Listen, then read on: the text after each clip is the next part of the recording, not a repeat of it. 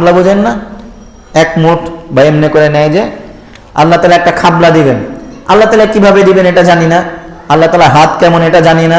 অনেকে আমাদের উপরে অভিযোগ দেয় যে আমরা নাকি আল্লাহ তাআলার আকার আকৃতি তৈরি করে দিচ্ছি। আস্তাগফিরুল্লাহ ওয়া তাওবা ইলাইহি। আমরা শুধু সেটাই বলি যেটা কোরআনে বলেছে, যেটা হাদিসে বলেছে। আমরা কখনো এটা বলি না যে আল্লাহর হাত এরকম, আল্লাহর পা এরকম, আল্লাহর চেহারা এরকম। এগুলো আমরা কখনোই বলি না। আল্লাহ তাআলা যেরকম সেরকমই, তার মান মর্যাদা, তার শান শওকত যেমন হওয়া দরকার সেরকমই। আমরা শুধু এটা মানি তিনি বলেছেন, আমরা শুধু এটা মানি যে আল্লাহ রাসূল বলেছেন। আমরা কখনো এটা বলি না যে আল্লাহ তাআলা দেখতে এরকম, আল্লাহ তাআলা হাত এরকম, পা এরকম, এটা না। আল্লাহ তাআলা যেমন হওয়া দরকার, যেমন তাকে মানায়, আল্লাহ তাআলা সেরকম। আল্লাহ তাআলা সবচেয়ে বড়, এটা বলেছেন সবচেয়ে বড়।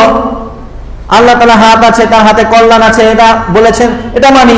আল্লাহ তাআলা পৃথিবীকে তার হাতে নিয়ে ঝাঁকা দিবে, এটা মানি। অনেকে হাত আমাদের মতো না অন্য কেউ রকম, এগুলো আমরা জানি না, মানিও না। আমরা এটাই মানি আল্লাহ তাআলা হাত আছে। আল্লাহ তাআলা জাহান্নামের ভিতরে নিজের পা ঢুকিয়ে দিয়ে জাহান্নামের খিদা মিটাবেন। জাহান্নামকে জিজ্ঞাসা করে তোমার পেট ভরেছে? জাহান্নাম বলবে আরো আছে, আরো আছে, আরো আছে।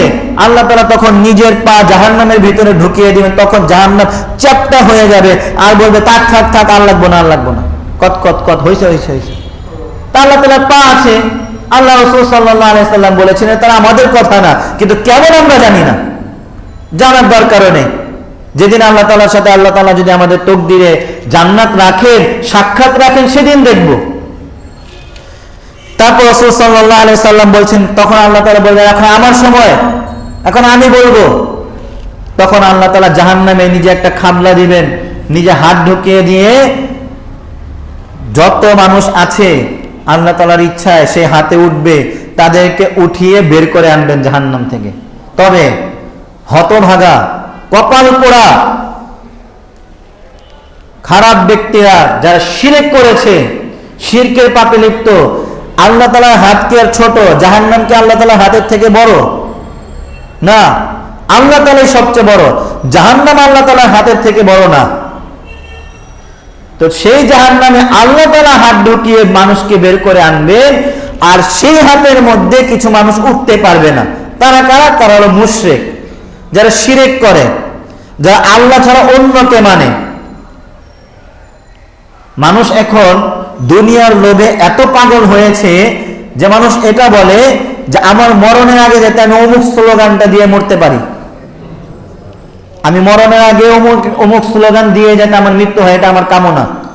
দুনিয়া লোভী, মানুষকে দেখানোর চেষ্টা করে যে আমি একটু বড় হবো, আমাকে একটু, আমি যদি একটু তেল মারতে পারি আমি একটু সামনে বাড়তে পারবো, এই সমস্ত কিছু বলে থাকে। কিন্তু কিয়ামতের মাঠে এত ভয়ঙ্কর ভয়াবহ পরিস্থিতি যে আল্লাহ তাআলা নিজ হাত জাহান্নামের ভিতরে ঢুকিয়ে দয়া করে মানুষদেরকে বের করবেন, সেটাতেও এরকম মানুষেরা উঠতে পারবে না। এরপর আল্লাহ রাসূল সাল্লাল্লাহু আলাইহি সাল্লাম বলছেন, তাদেরকে জাহান্নাম থেকে বের করে জান্নাতের পাশেই, জান্নাতের সামনেই, জান্নাতের মুখের সামনেই একটা নদী থাকবে, সেই নদীতে মানুষগুলোকে ডুবিয়ে দিবেন। কারণ যাদেরকে বের করবেন তারা কয়লা হয়ে যাবে, একবারে কয়লা হয়ে যাবে। তাদেরকে বের করে সেই নদীতে ডুবিয়ে দিবেন।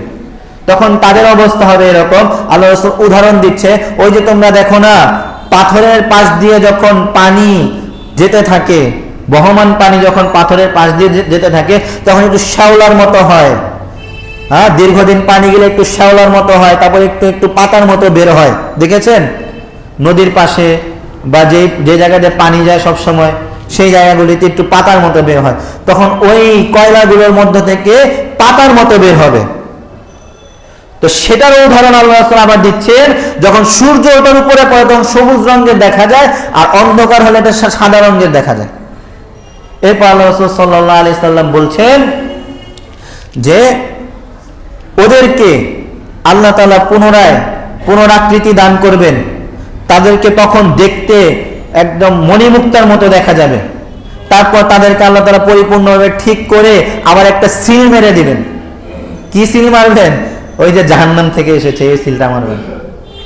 সিল মেরে দিবেন যারা জাহান্নাম থেকে এসেছে, কপালে লেখা থাকবে জাহান্নামী, জাহান্নাম লেখা থাকবে যে ওরা জাহান্নাম থেকে বের হয়ে এসেছে। ওরা যখন আল্লাহ তাআলা তাদেরকে দয়া করে যখন জান্নাতে ঢুকিয়ে দিবেন, তখন জান্নাতে যারা গিয়েছে, বিনা হিসেবে জান্নাতে গিয়েছে বা ঈমানের সাথে জান্নাতে গিয়েছে, তারা বলবে হাউলাই ওতাকার রহমান, এরা হলো দয়াময় আল্লাহ তাআলার মুক্ত করা ব্যক্তিরা, যাদেরকে আল্লাহ তাআলা দয়া করে মুক্ত করেছেন। এরা জীবনে কোনো আমলও করেনি এবং কোনো নেক আমলও দুনিয়া থেকে পাঠায়নি। তখন জান্নাতি এগুলো বলে তাদেরকে কথা শোনাবে। কিন্তু আল্লাহ রাসূল সাল্লাল্লাহু আলাইহি সাল্লাম যে বলেছেন, ওই যে মানুষের অন্তরে যদি মিসকালা যাররাতিন মিন ঈমান, যে আল্লাহ এক, আমি আল্লাহকে মানি, আল্লাহর সাথে কাউকে শরীক করা পছন্দ করি না, দুনিয়াতে এই জিনিসটা মনে রাখবেন, কিয়ামতের মাঠে এই সাক্ষীটা আপনি দিতে পারবেন যে আল্লাহ, দুনিয়ার বুকে হয়তো আমি অনেক বড় আমলদার ছিলাম না, অনেক বড় ইবাদতগুজার ছিলাম না, তবে আমি দুনিয়ার বুকে থাকতে তুমি আল্লাহ তোমার সাথে, তোমার জাতের সাথে, তোমার গুণগানের সাথে কাউকে কোনোদিন শরীক করিনি, এবং তোমার নবী মুহাম্মদ রাসূলুল্লাহ সাল্লাল্লাহু আলাইহি সাল্লামের নবুয়তের সাথে, নবী হিসাবে তারও সাথে আমি কাউকে কোনোদিন শরীক করিনি। তোমাকে আমি যেমন আল্লাহ এক মেনেছি, কাউকে শরীক করিনি, তোমার কাছে সব মানতে হয় এরকম মেনেছি, অনুরূপ ভাবে তোমার নবী মুহাম্মদ সাল্লাল্লাহু আলাইহি সাল্লামকে তুমি যে নবী বানিয়ে পাঠিয়েছো, তার কথাই মানতে হয়, তার আদর্শ অনুযায়ী চলতে হয়, এটাও আমি মেনেছি, সেই জায়গায় আমি কাউকে শরীক করি নাই। এটা বলতে পারলে কিয়ামতের মাঠে ইনশাআল্লাহ আপনি নাজাত পেয়ে যাবেন। আল্লাহ তাআলা আমাদেরকে সঠিক বুঝ দান করুন, আমিন।